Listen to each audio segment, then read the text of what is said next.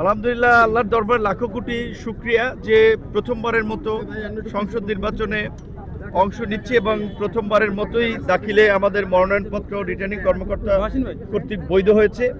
আজকের এই ঐতিহাসিক মুহূর্তে আমরা শ্রদ্ধাভরে স্মরণ করছি যে গণতান্ত্রিক আন্দোলনের ফলে আমরা আজকে সংসদ নির্বাচনের সুযোগ পেয়েছি আমাদের সেই জুলাই যোদ্ধাদেরকে। আমরা আজকে শোক প্রকাশ করছি, রাষ্ট্রীয় 3 দিন শোক চলছে।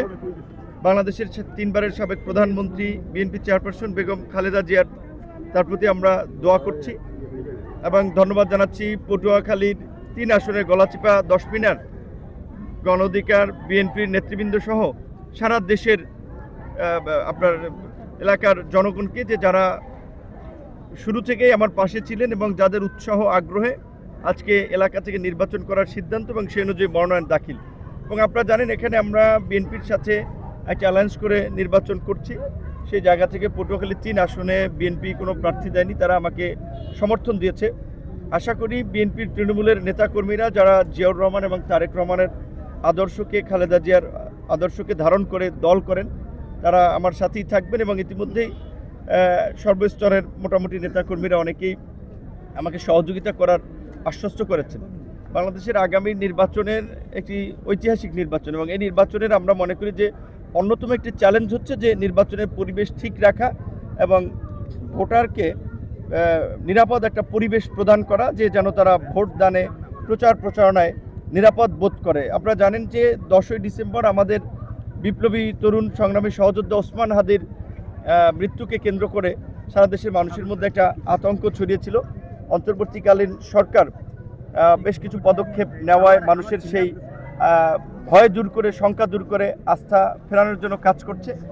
আমরা আশাবাদী যে নির্বাচনটা একটা ভালো এবং উৎসব মুখর পরিবেশে অনুষ্ঠিত হবে। আমরা ভোটার এবং প্রার্থী সমর্থক সকলকেই বলবো যে নির্বাচনী আচরণবিধি, পরস্পরের প্রতি সম্মান বজায় রেখে যেন আমরা প্রচারণা চালাই, আমরা যেন কথা বলি।